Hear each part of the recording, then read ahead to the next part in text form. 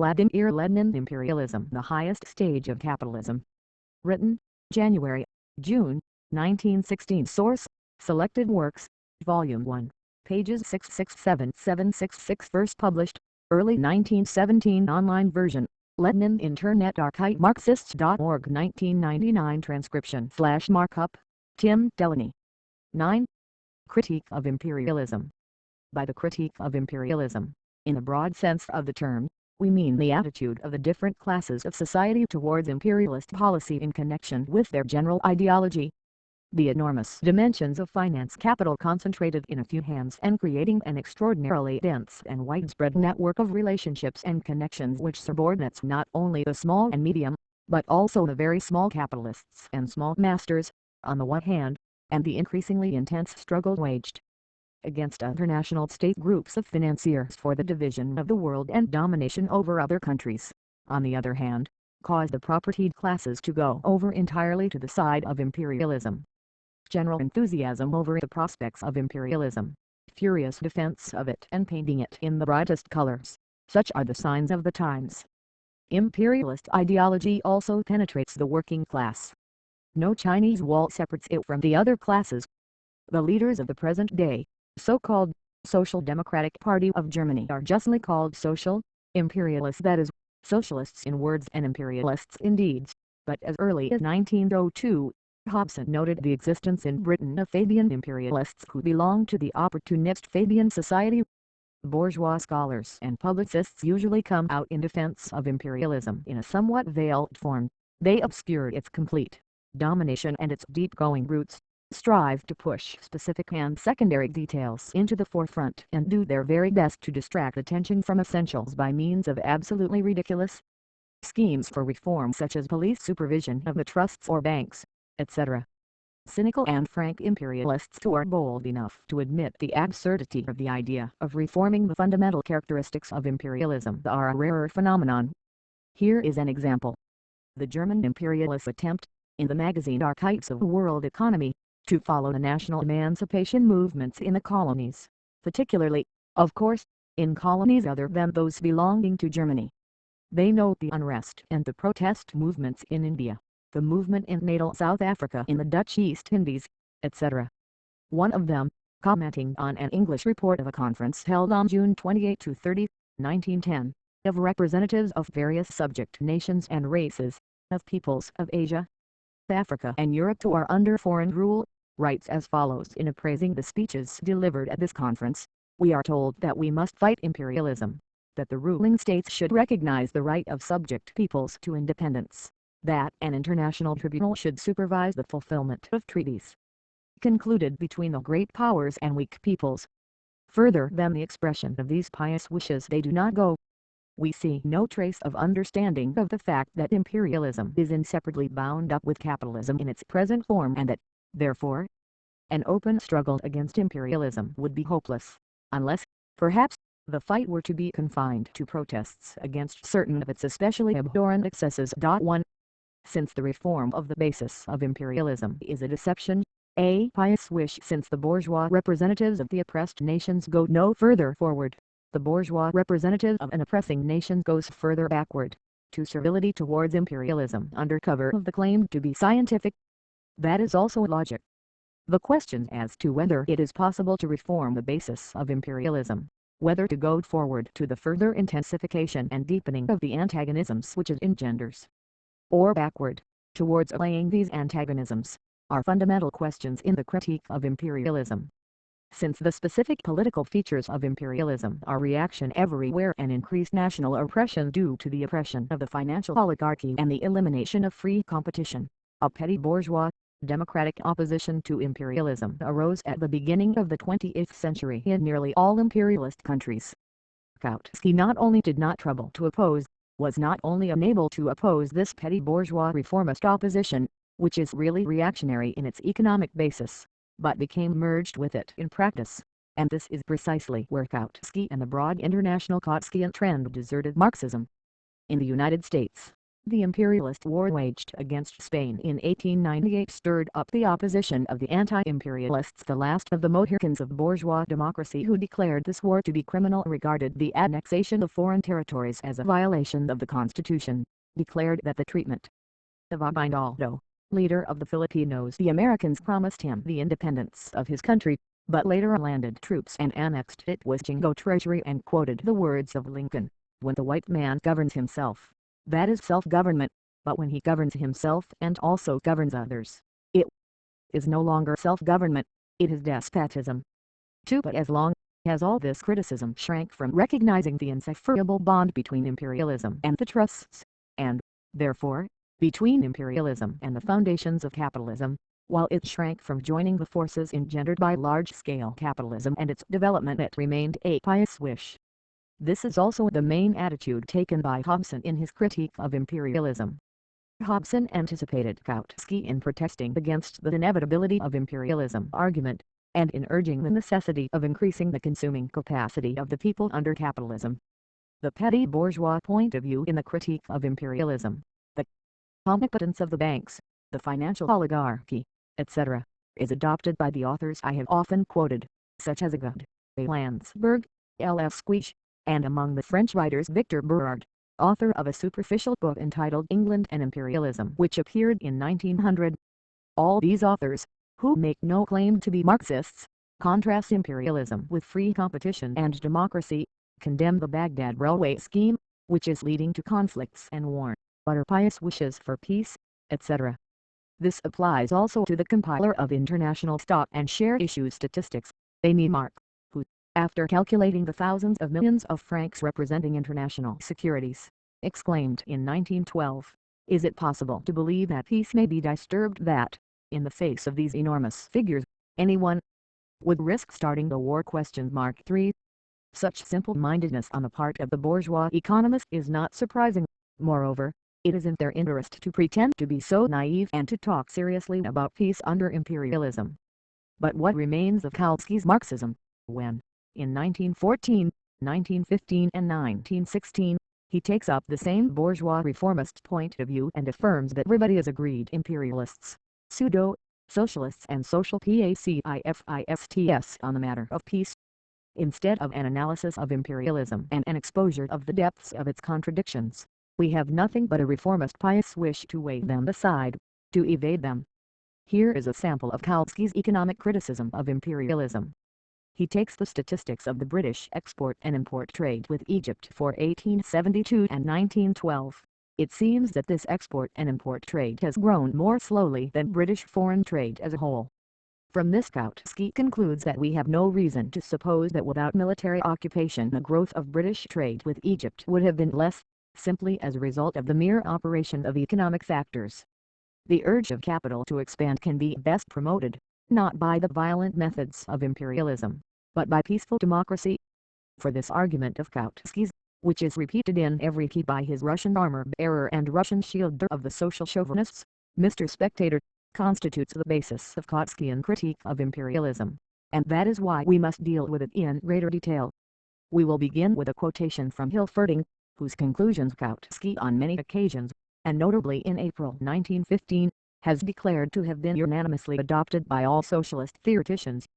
"It is not the business of the proletariat," writes Hilferding, "to contrast the more progressive capitalist policy with that of the now bygone era of free trade and of hostility towards the state. The reply of the proletariat to the economic policy of finance capital, to imperialism, cannot be free trade, but socialism. The aim of proletarian policy cannot today be the ideal of restoring free competition, which has now become the reactionary ideal, but the complete elimination of competition by the abolition of capitalism. 5. Kautsky broke with Marxism by advocating in the Epoch of Finance Capital a reactionary ideal peaceful democracy, the mere operation of economic factors, for objectively this ideal drags us back from monopoly to non-monopoly capitalism, and is a reformist swindle. Trade with Egypt or with any other colony or semi-colony would have grown more without military occupation, without imperialism, and without finance capital. What does this mean? That capitalism would have developed more rapidly if free competition had not been restricted by monopolies in general, or by the connections yoke, i.e., Also the monopoly of finance capital, or by the monopolist possession of colonies by certain countries.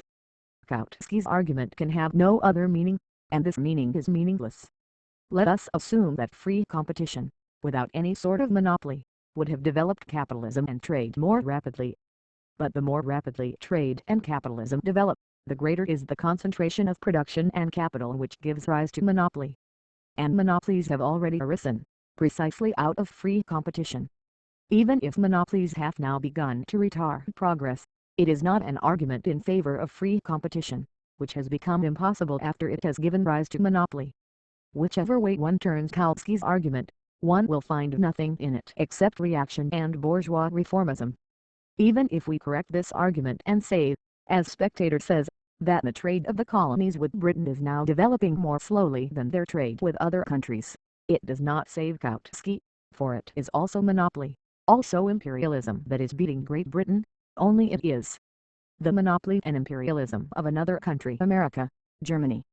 It is known that the cartels have given rise to a new and peculiar form of protective tariffs, i.e., goods suitable for export are protected. Engels noted this in Volume II of Capital. It is known, too, that the cartels and finance capital have a system peculiar to themselves, that of exporting goods at cut-rate prices, or dumping as the English call it.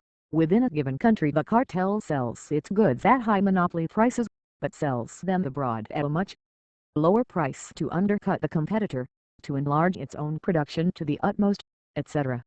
If Germany's trade with the British colonies is developing more rapidly than Great Britain's, it only proves that German imperialism is younger, stronger and better organized than British imperialism, is superior to it, but it by no means proves the superiority of free trade, for it is not a fight between free trade and protection and colonial dependence, but between two rival imperialisms, two monopolies, two groups of finance capital. The superiority of German imperialism over British imperialism is more potent than the wall of colonial frontiers or of protective tariffs. To use this as an argument in favor of free trade and peaceful democracy is banal. It means forgetting the essential features and characteristics of imperialism, substituting petty bourgeois reformism for Marxism. It is interesting to know that even the bourgeois economist, Landsberg, whose criticism of imperialism is as petty bourgeois as Kautsky's, nevertheless got closer to a more scientific study of trade statistics. He did not compare one single country, chosen at random, and one single colony with the other countries. He examined the export trade of an imperialist country, one with countries which are financially dependent upon it, and borrowed money from it, and two with countries which are financially independent. He obtained the following results. Export trade of Germany 0,00000 marks to countries financially dependent on Germany 1889 1908% increase.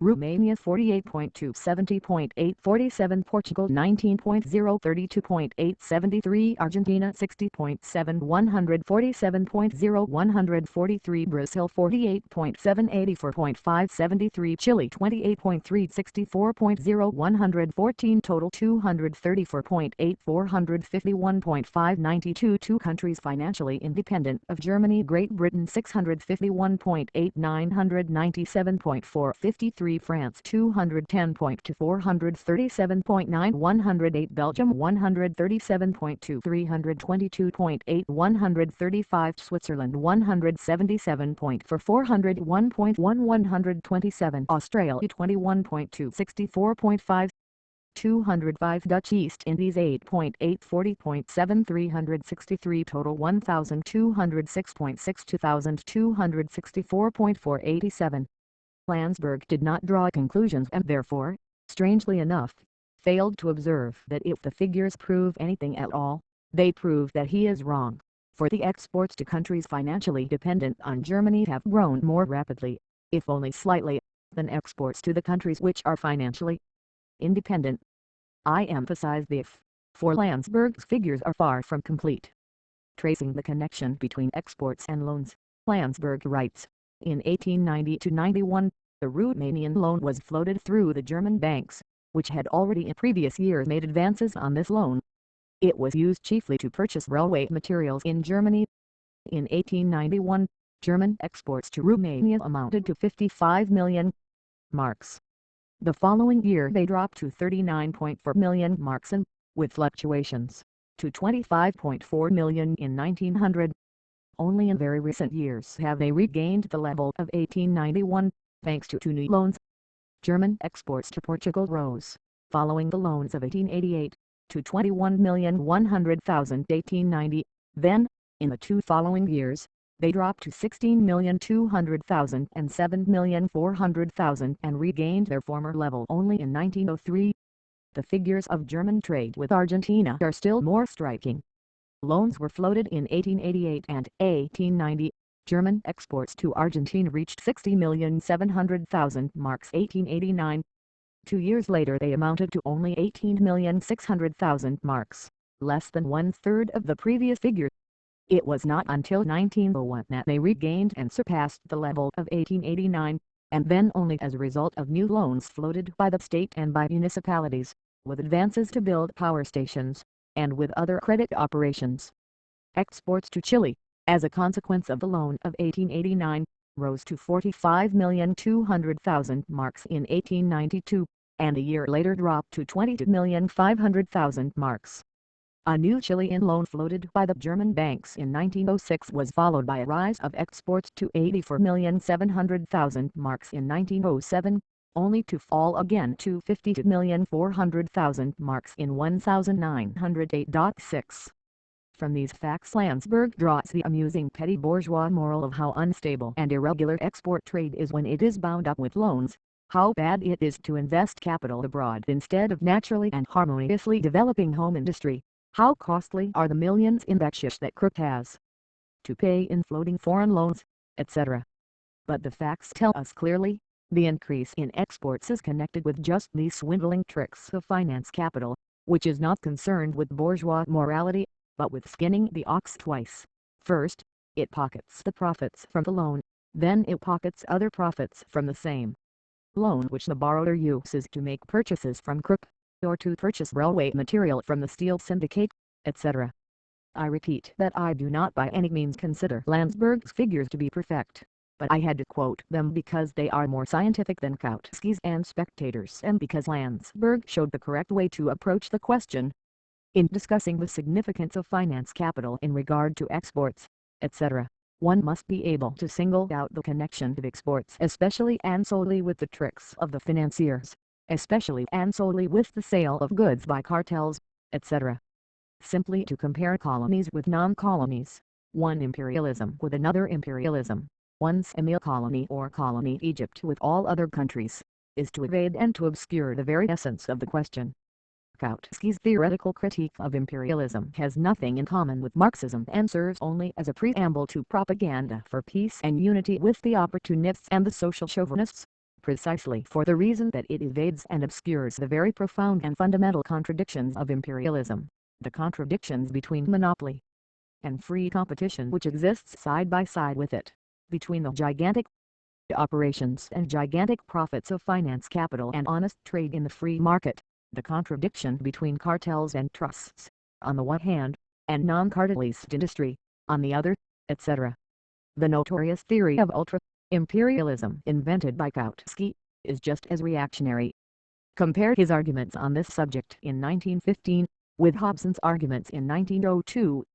Kautsky: cannot the present imperialist policy be supplanted by a new, ultra-imperialist policy, which will introduce the joint exploitation of the world by internationally united finance capital in place of the mutual rivalries of national finance capitals? Such a new phase of capitalism is at any rate conceivable. Can it be achieved? Sufficient premises are still lacking to enable us to answer this question. 7. Hobson: Christendom thus laid out in a few great federal empires, each with a retinue of uncivilized dependencies, seems to many the most legitimate development of present tendencies, and one which would offer the best hope of permanent peace on an assured basis of imperialism. Kautsky called ultra-imperialism or super-imperialism what Hobson, 13 years earlier, described as imperialism. Except for joining the new and clever catchword, replacing one Latin prefix by another, the only progress Kautsky has made in the sphere of scientific thought is that he gave out as Marxism what Hobson, in effect, described as the cant of English parsons. After the Anglo-Boer War, it was quite natural for this highly honorable caste to exert their main efforts to console the British middle class and the workers who had lost many of their relatives on the battlefields of South Africa and who were obliged to pay higher taxes in order to guarantee still higher profits for the British financiers. And what better consolation could there be than the theory that imperialism is not so bad, that it stands close to or ultra-imperialism, which can ensure permanent peace. No matter what the good intentions of the English parsons, or of sentimental Kautsky, may have been, the only objective, i.e., real, social significance of Kautsky's theory is this: it is a most reactionary method of consoling the masses with hopes of permanent peace being possible under capitalism, by distracting their attention from the sharp antagonisms and acute problems of the present times, and directing it towards illusory prospects of an imaginary ultra-imperialism of the future. Deception of the masses, that is all there is in Kautsky's Marxist theory. Indeed, it is enough to compare well-known and indisputable facts to become convinced of the utter falsity of the prospects which Kautsky tries to conjure up before the German workers and the workers of all lands. Let us consider India, Indochina and China. It is known that these three colonial and semi-colonial countries, with a population of 600 to 700 million, are subjected to the exploitation of the finance capital of several imperialist powers: Great Britain, France, Japan, the USA, etc. Let us assume that these imperialist countries form alliances against one another in order to protect or enlarge their possessions, their interests and their spheres of influence in these Asiatic states. These alliances will be inter-imperialist or ultra-imperialist alliances. Let us assume that all the imperialist countries conclude an alliance for the peaceful division of these parts of Asia. This alliance would be an alliance of internationally united finance capital. There are actually examples of alliances of this kind in the history of the 20th century. The attitude of the powers to China, for instance. We ask, is it conceivable, assuming that the capitalist system remains intact, and this is precisely the assumption that Kautsky does make, that such alliances would be more than temporary, that they would eliminate friction, conflicts and struggle in every possible form? The question has only to be presented clearly for any other than a negative answer to be impossible. This is because the only conceivable basis under capitalism for the division of spheres of influence, interests, colonies, etc., is a calculation of the strength of those participating, their general economic, financial, military strength, etc. And the strength of these participants in the division does not change to an equal degree, for the even development of different undertakings, trusts, branches of industry, or countries is impossible under capitalism.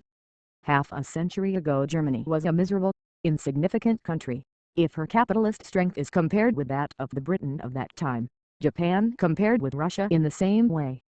Is it conceivable that in 10 or 20 years' time the relative strength of the imperialist powers will have remained unchanged? It is out of the question. Therefore, in the realities of the capitalist system, and not in the banal Philistine fantasies of English parsons, or of the German Marxist Kautsky, inter-imperialist or ultra-imperialist alliances, no matter what form they may assume, whether of one imperialist coalition against another, or of a general alliance embracing all the imperialist powers, are inevitably nothing more than a truce in periods between wars. Peaceful alliances prepare the ground for wars, and in their turn grow out of wars. The one conditions the other, producing alternating forms of peaceful and non-peaceful struggle on one and the same basis of imperialist connections and relations within world economics and world politics. But in order to pacify the workers and reconcile them with the social chauvinists who have deserted to the side of the bourgeoisie, otherwise Kautsky separates one link of a single chain from another, separates the present peaceful and ultra-imperialist, nay, ultra-imperialist alliance of all the powers for the pacification of China. Remember the suppression of the Boxer Rebellion from the non-peaceful conflict of tomorrow, which will prepare the ground for another peaceful general alliance for the partition, say, of Turkey, on the day after tomorrow, etc., etc. Instead of showing the living connection between periods of imperialist peace and periods of imperialist war, Kautsky presents the workers with a lifeless abstraction in order to reconcile them to their lifeless leaders. An American writer, Hill, in his A History of the Diplomacy in the International Development of Europe, refers in his preface to the following periods in the recent history of diplomacy. 1. The era of revolution. 2. The constitutional movement. 3. The present era of commercial imperialism.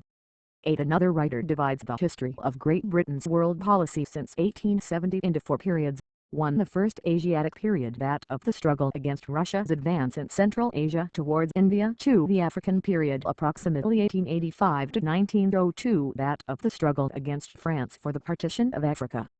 The Fashoda incident of 1898, which brought her within a hair's breadth of war with France. 3. The second Asiatic period, alliance with Japan against Russia. And 4. The European period, chiefly anti-German. 9. The political petrol clashes take place on the financial field, wrote a banker, Research, in 1905, in showing how French finance capital operating in Italy was preparing the way for a political alliance of these countries, and how a conflict was developing between Germany and Great Britain over Persia, between all the European capitalists over Chinese loans, etc. Behold, the living reality of peaceful ultra-imperialist alliances in their inseparable connection with ordinary imperialist conflicts. Kautsky's obscuring of the deepest contradictions of imperialism, which inevitably boils down to painting imperialism in bright colors, leaves its traces in this writer's criticism of the political features of imperialism. Imperialism is the epoch of finance capital and of monopolies, which introduce everywhere the striving for domination, not for freedom. Whatever the political system, the result of these tendencies is everywhere reaction and an extreme intensification of antagonisms in this field. Particularly intensified become the yoke of national oppression and the striving for annexations, i.e., the violation of national independence. For annexation is nothing but the violation of the right of nations to self-determination.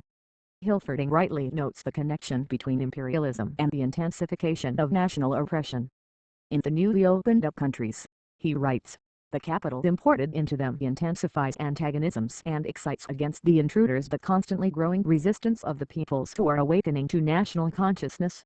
This resistance can easily develop into dangerous measures against foreign capital. The old social relations become completely revolutionized. The age-long agrarian isolation of nations without history is destroyed and they are drawn into the capitalist whirlpool. Capitalism itself gradually provides the subjugated with the means and resources for their emancipation, and they set out to achieve the goal which once seemed highest to the European nations, the creation of a united national state as a means to economic and cultural freedom. This movement for national independence threatens European capital in its most valuable and most promising fields of exploitation, and European capital can maintain its domination only by continually increasing its military forces. 10. To this must be added that it is not only in newly opened up countries, but also in the old, that imperialism is leading to annexation, to increased national oppression, and, consequently, also to increasing resistance. While objecting to the intensification of political reaction by imperialism, Kautsky leaves in the shade the question that has become particularly urgent, the impossibility of unity with the opportunists in the epoch of imperialism. While objecting to annexations, he presents his objections in a form that is most acceptable and least offensive to the opportunists.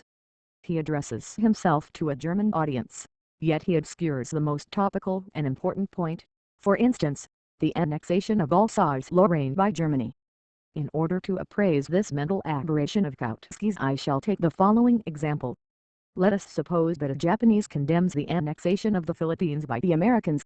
The question is, will many believe that he does so because he has a horror of annexations as such, and not because he himself has a desire to annex the Philippines? And shall we not be constrained to admit that the fight the Japanese is waging against annexations can be regarded as being sincere and politically honest only if he fights against the annexation of Korea by Japan, and urges freedom for Korea to secede from Japan?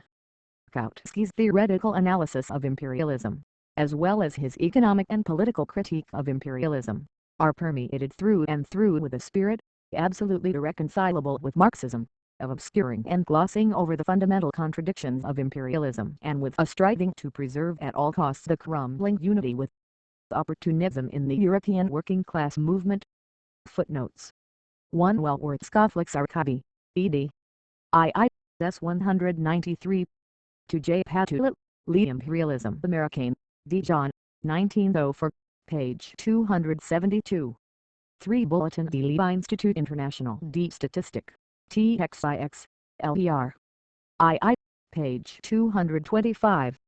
Forkowski, National Stat, Imperialistische Staat und Staatenbund, N. the Ehrenberg, 1915, S. 72, 70. 5. Finance Capital, page 567. 6. Die Bank, 1909, 2, S. 819. Debt CQ. 7. I Neue Zeit, April 30, 1915, S. 144. 8. David Jane Hill, History of the Diplomacy in the International Development of Europe, Volume I, Px. 9. Skilder, Opus Sit, S. 178. 10. Finance Capital, page 487.